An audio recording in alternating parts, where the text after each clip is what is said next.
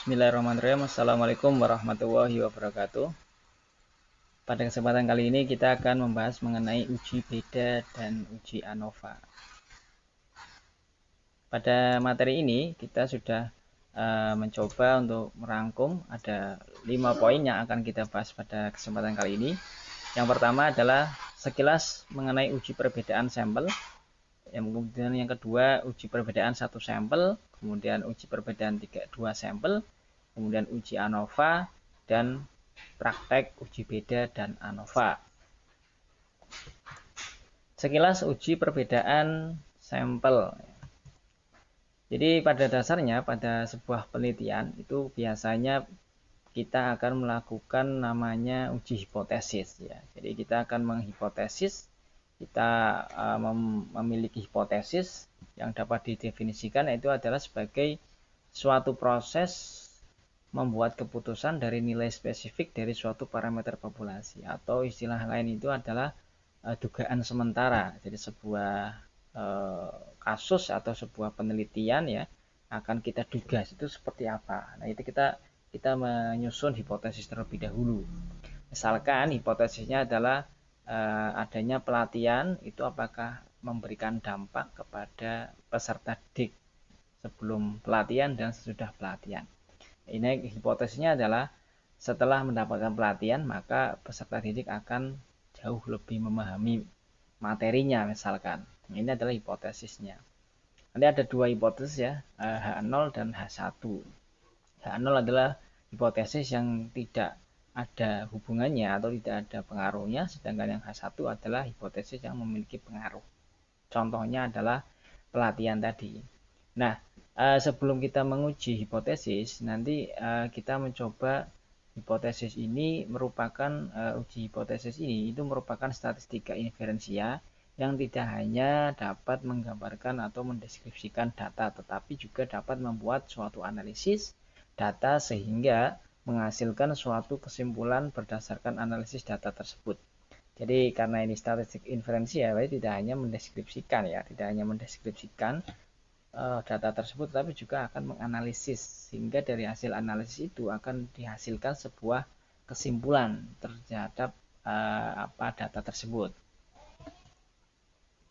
Nah paling tidak uji hipotesis ini ada 2 ya yang akan kita coba bahas pada kesempatan kali ini, yaitu yang pertama adalah uji hipotesis secara sederhana. Yang pertama kita akan menguji namanya uji T ya, dimana uji T itu nanti digunakan untuk menguji apabila ada hanya 1 sampel maupun 2 sampel. Sedangkan apabila kita memiliki data lebih dari 3 sampel atau lebih dari 2 sampel, yaitu 3 sampel atau 4 sampel, 5 sampel dan seterusnya, maka kita akan menggunakan uji ANOVA. Jadi uji ANOVA ini akan kita gunakan manakala sampelnya itu lebih dari 2. Baik, yang pertama kita akan menguji beda dengan 1 sampel. Jadi sebagai contoh uji beda 1 sampel itu seperti ini. Sebuah badan penelitian di Universitas Pennsylvania menyelidiki signifikansi kadar nikotin terhadap persepsi waktu yang terbuang seseorang. Jadi ada perokok setelah merokok non-stop selama 24 jam. Jadi dia merokok selama 24 jam, maka kita pilih 20 perokok, diminta untuk memperkirakan berapa banyak waktu yang terbuang untuk merokok selama periode waktu 45 detik. Jadi artinya bahwa peneliti itu ingin menentukan apakah merokok itu akan mempengaruhi terhadap konsentrasi seseorang dalam menjawab pertanyaan. Jadi dampak negatif diukur dari persepsi waktu perokok menjawab. Jadi kalau perokok itu ditanya, kemudian dia akan menjawab pertanyaan itu berapa detik ya. Jadi lamanya waktu menjawab itu berapa detik. Jadi jika perokok menjawab lebih dari 45 detik, maka dianggap merokok memiliki dampak negatif dalam berkonsentrasi. Jadi ini hanya sebagai contoh, dan ini hasilnya.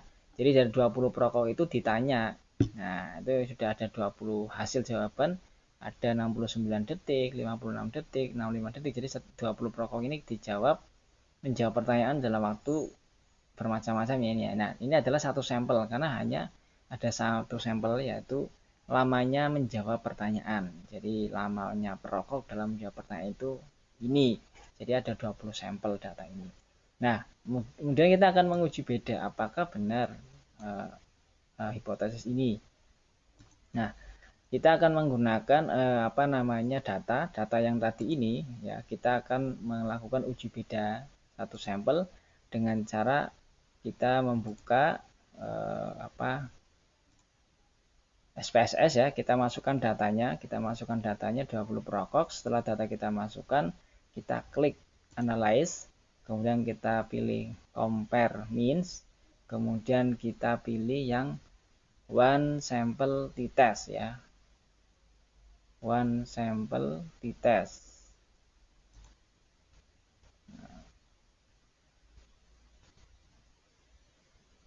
Nah, kita tunggu. Nah, ini. Kemudian data kita masukkan, ya, karena ini satu sampel maka one sample ya. Data ini kita masukkan ke test variabel, kemudian test value-nya kita isi 45. Karena tadi kita menuliskan bahwa kalau dia menjawab lebih dari 45, maka dia dikatakan terpengaruh oleh merokok ya dalam menjawab. Kemudian kita klik OK. Nah, kemudian kita tunggu hasil outputnya. Nah, ini dia hasil outputnya. Dari hasil output ini sudah kita bisa lihat di sini ya hasil outputnya. Di sini kita lihat datanya ada 20, rata-rata 59,30 detik. Standar deviasi 9,836. Ya, kemudian T-nya 6,502. Nah, kita akan analisis. Nah, ini. Jadi hipotesisnya adalah apabila H0 itu adalah merokok tidak mempunyai dampak negatif seseorang dalam berkonsentrasi, manakala dia jawabannya itu sama dengan 5 atau kurang dari 45. Sedangkan apabila jawabannya lebih dari 45, itu H1 merokok mempunyai dampak negatif seseorang untuk berkonsentrasi. Nah, kita gunakan tingkat signifikansi alfanya 5%, ke alfa A-nya 5% atau 0,05. Sehingga T hitung kita lihat dari tabel ya. T hitung ini adalah 6,502. Ini 6,502. Kemudian kita cari T tabelnya dengan cara DF-nya adalah N-1, maka N-nya 20 kurangi 1 19, DF 19. Ya, maka di dalam T tabel kita akan menemukan angka 1,729. 1,729. Maka karena T hitung itu lebih besar dari T tabel, maka akan dikatakan H0 ditolak atau H1 diterima. Ya, jadi H1 diterima atau merokok memiliki dampak negatif terhadap seseorang dalam berkonsentrasi. Kemudian kita mencari signifikansi atau kita mencari, selain kita menghitung T tabelnya, kita bisa melihat dari signifikansinya. Yaitu kalau H0 ditolak jika alfanya lebih besar dari P value atau nilai signifikansi. Kita lihatnya di sini ya. Di ini ya. Nah, ini signifikansi to tail 0,0000. Maka karena dia 0,000, maka kurang dari 0,05 atau lebih kecil dari 0,05, maka H0 ditolak. Maka kesimpulannya adalah merokok mempunyai dampak negatif seseorang untuk berkonsentrasi menjawab pertanyaan-pertanyaan yang disodorkan kepadanya. Jadi ini adalah untuk mengetes apakah bisa kita menguji beda dari satu sampel ya, dari satu sampel. Baik, kemudian coba kita menguji beda dengan dua sampel. Misalkan ya, dari data kita memiliki data, ada 10 data ya, di mana data ini adalah data setelah dan sebelum pelatihan. Jadi data sebelum pelatihan itu nilai rata-ratanya itu adalah sekian ya, ada 12, 11, 8, 9 dan seterusnya. Nilai rata-rata dari penjualan ya. Kemudian setelah dilatih, diberi pelatihan, maka nilainya menjadi 20, 18, 10 dan seterusnya. Jadi hipotesisnya adalah H0. Ada dugaan bahwa hasil pelatihan tidak memberi dampak yang cukup signifikan terhadap kemampuan para salesman. Jadi H0-nya itu pelatihan itu tidak ada dampaknya, tidak ada dampak yang cukup signifikan. Sedangkan H1 ada dugaan bahwa hasil pelatihan memberi dampak yang cukup signifikan terhadap kemampuan sales. Nah, data ini kita masukkan ke dalam SPSS ya, kita masukkan ke dalam SPSS data 2 sampel ya. Data setelah dengan sebelum kita masukkan, kemudian kita klik analyze, compare mean ya. Kemudian setelah itu kita pilih pair sample t-test karena ada dua sampel, maka kita pakainya pair sampel dites, kita klik. Kemudian data setelah kita masukkan ke dalam variabel pertama, data sebelum kita masukkan variabel kedua. Ya, kemudian kita klik OK. Nah, kemudian kita ketemu hasilnya ya. Hasilnya dari SPSS ini kita lihat hasilnya. Nah, ini ya. Nah, kita hasilnya di sini ada tabel pair sample statistik, ada pair sample correlation, sama pair sample test. Ada 3 tabel. Nah, kita akan analisis bersama. Yang pertama, tabel pair sample statistik itu hasil rata-rata penjualan setelah pelatihan sebanyak 15 unit, sedangkan sebelum pelatihan 11 unit. Kita lihat di sini. Nah, ini ya. Min rata-ratanya setelah pelatihan itu 15, sebelum pelatihan itu 11. Kemudian dari tabel yang kedua, korelasi antar hasil penjualan sebelum dan setelah pelatihan adalah 61% lebih. Kita lihatnya di sini tabel ini ya. Pair correlation, di sini kolom correlation 0,613 atau 61,3%. Artinya hubungan ataupun korelasi antara sebelum pelatihan dan setelah pelatihan itu ada korelasinya 61%. Cukup tinggi ya. Kemudian dari tabel yang ketiga, pair sample test, di sini adalah H0 dan H1 tadi sudah disampaikan ya. H0 jika T hitung lebih besar dari T tabel. T hitung min 3,098. Kita lihat di sini. T 3,098 ya. Min 3,098 bukan min ya. 3,098. Kemudian sedang T tabelnya itu adalah dengan alfanya 5%, maka DF-nya N-1 atau ada 10 tadi ya, maka DF-nya 9, ketemunya 2,26. Atau Anda bisa pakai Excel dengan rumus sama dengan tin V, kurung buka alfanya ini adalah 0,05, kemudian titik koma, DF-nya itu adalah 9 ya. N-nya tadi kan ada 10, maka min 1, 9. Maka akan ketemu angka 2,26. Sehingga T hitung itu jelas lebih besar daripada T tabel. Karena lebih besar maka H0 ditolak. Artinya H1 diterima, yaitu rata-rata penjualan sebelum pelatihan adalah tidak sama dengan setelah pelatihan. Jadi artinya ada dampaknya. Karena tidak sama itu berarti ada dampaknya. Maka kita lihat signifikansinya. Nilai signya itu 0,013 ya. Di kolom ini sig 2 tel 0,013, maka di sini hasilnya itu adalah lebih kecil ya, nilai value-nya lebih kecil dari 0,05, di mana p-value adalah 0,013 ya, ini ya 0,013.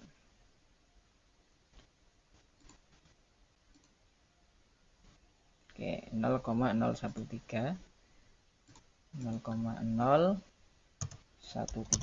ini. Nah, itu lebih kecil daripada 0,05, di mana standarnya alfanya kan 0,05 atau 5%, maka H0 ditolak. Sehingga disimpulkan bahwa rata-rata penjualan setelah pelatihan itu berbeda secara signifikan. Jadi setelah adanya pelatihan itu ternyata rata-rata penjualan salesman ini itu berbeda, ada dampaknya. Dan dampaknya ini adalah signifikan. Ini adalah contoh untuk menggunakan uji beda 2 sampel. Nah, sekarang bagaimana dengan uji beda yang 3 sampel? Nah, ini. Misalkan ya, ada data dari data kita memiliki nilai rating kualitas pelayanan dari 3 stasiun. Ada SPBU ya, A, B, C. Ya, ini datanya. SPBU A atau dengan kode 1 nilainya sekian, ada 4 nilai. B dengan kode 2 ada nilai 4 nilai, C dengan kode 3 ada 4 nilai. Hipotesisnya adalah H0 kualitas antar stasiun itu sama. Jadi kita ingin hipotesisnya adalah stasiunnya itu kualitasnya sama semua. Yang kedua, kualitas antar stasiun itu memiliki perbedaan. Nah, ini kita ingin menguji beda, tapi ada 3 data nih. Ada stasiun A, B, dan C. Maka pertama yang kita lakukan adalah menyusun dulu. Susunan data tersebut dalam SPSS sebagai berikut. Jadi stasiun A itu kita kodenya 1, kita tulis urut ya. nilainya sesuai dengan tabel, kemudian stasiun B di bawahnya, menyusul di bawahnya, stasiun C atau nomor 3 kita susun di bawahnya. Berarti ada 12 data. Jadi masing-masing stasiun itu tadi dinilai 4 kali ya. Ada 4 kali, ada 3 stasiun, maka ada 12 data. Kita susun seperti ini. Kemudian setelah kita susun, kita melakukan namanya uji beda dengan cara ANOVA. Kita buka SPSS-nya dengan 3 sampel ya, kita sudah urutkan. Kita klik analyze, kemudian compare mean, kemudian kita pilih yang one way ANOVA. Setelah kita pilih one way ANOVA, maka di di data stasiun kita masukkan ke dependent list, kemudian kualitas kita masukkan kepada faktor ya. Jadi kita masukkan nih kualitas ke dalam dependent list, stasiun ke dalam faktor ya. Kita stasiun ke dalam faktor, ini kebalik. Ini stasiun kita masukkan ke dalam faktor, kemudian kualitas ke dalam dependent list, atau dependent list itu variabel yang terikat ya. Nah, oke, kemudian kita klik post hoc ya, ini post hoc kita klik, kemudian kita pilih yang LSD, kemudian kita klik continue. Nah, setelah itu kita klik option ya. Nah, kita klik option, kita pilih descriptive, kita continue kembali, kemudian kita klik OK. Nah, hasilnya adalah, nah ini hasilnya ya. Ada 3 tabel ya, deskriptif, ANOVA, dan multi comparison. Nah, ini akan kita lihat. Nah, kita lihat yang pertama dulu. Nah, kita pakai data yang ANOVA. ANOVA sama ya, rumusnya ya, H0 ditolak jika F hitung lebih dari F tabel. Kita lihat nilai F-nya. F hitungnya itu 7,412. F tabel 2,817. Atau pakai Excel dengan rumus sama dengan fin V kurung buka ini adalah alfa atau 5% alfanya, DF1 dan DF2. DF itu N-1. N itu tadi kan ada 2, N-nya ada 12 tuh. Maka DF1 adalah N-1 sama dengan 11. Kemudian DF2 juga sama, yaitu 11. Nah, nanti kita ketemu hasilnya 2,817. Maka karena F hitung lebih besar dari F tabel, maka H0 ditolak. Atau kita lihat dari nilai signifikansinya 0,013. Maka karena 0,013 itu lebih kecil dari 0,05 atau dari alfanya, maka H0 juga ditolak. Jadi H0 ditolak, maka H1 diterima, yaitu kualitas antar stasiun adalah berbeda dan signifikan. Jadi ketiga stasiun itu kualitasnya itu berbeda-beda dan perbedaannya itu signifikan. Kemudian tabel yang kedua itu multi comparison. Jadi kita ingin membandingkan antar 2 stasiun. Jadi pasangan memiliki rata-rata perbedaan cukup signifikan jika nilai value-nya kurang dari 0,05. Jadi ini kan ada 3 stasiun. Nah, kita coba pasang-pasangkan. Misalkan stasiun A dengan stasiun B itu beda atau sama. Kemudian stasiun A dengan stasiun C beda atau sama, atau dibalik, stasiun C dengan stasiun A, stasiun B dengan stasiun A. Nah, kita akan melihat. Kita lihatnya di tabel ini. Kita lihat di baris yang pertama ada nomor 1 atau stasiun 1 dibandingkan dengan stasiun 2. Maka kita lihat di sini pasangan ini memiliki rata-rata berbeda jika signifikansinya itu kurang dari 0,5. Contoh, pasangan SPBU 1 dengan SPBU 2. Nilai signifikansinya 0,485. Ini kita lihat di sini. 0,485. Ya, baris pertama ini stasiun 1 dengan stasiun 2. Signifikansinya 0,485. Ini jelas lebih besar dari 0,05. Maka karena lebih besar, maka ini tidak memiliki perbedaan, alias kualitasnya sama. Karena lebih dari 0,5. Karena ini rumusnya yang atas nih. Standarnya yang atas. Contoh yang kedua, pasangan SPBU 1 dengan SPBU 3. Ini baris yang kedua nih. SPBU 1 dengan SPBU 3. Nah, ini signifikansinya 0,005. Maka lebih kecil dari 0,05. Karena lebih kecil, maka cukup signifikan perbedaannya. Artinya pasangan SPBU 1 dengan 3 itu juga itu memiliki kualitas yang berbeda. Jadi antara SPBU 1 dengan 3 itu kualitasnya berbeda, tetapi kalau 1 dengan 2 itu kualitasnya sama. Nah, Anda bisa melihat di sini juga stasiun 2 dengan stasiun 1 ini pasti tidak kualitasnya sama ya. Karena tadi yang pertama 12 itu juga sama, maka 21 juga sama. Kemudian 23 itu kualitasnya juga kualitasnya berbeda. Kemudian 31 juga berbeda, 32 juga berbeda. Jadi kalau misalkan SPBU 1 dengan 2 itu kualitasnya sama, tapi kalau 1 dengan 3 kualitasnya berbeda, sedangkan 2 dengan 3 kualitasnya juga berbeda. Karena apa? Karena 1 dengan 2 saja itu sama. Maka kalau sama, kemudian ketika 1 dengan 3 dibandingkan itu pasti berbeda, kemudian 2 dengan 3 dibandingkan pasti berbeda. Gitu ya, ini adalah post hoc atau untuk menghitung pasangan hubungan antar tiga stasiun ini jika dipasang-pasangkan. Nah, ini adalah contoh untuk menguji beda menggunakan ANOVA. Demikian, mudah-mudahan dapat membantu rekan-rekan semua dalam mempelajari statistik terapan menggunakan SPSS.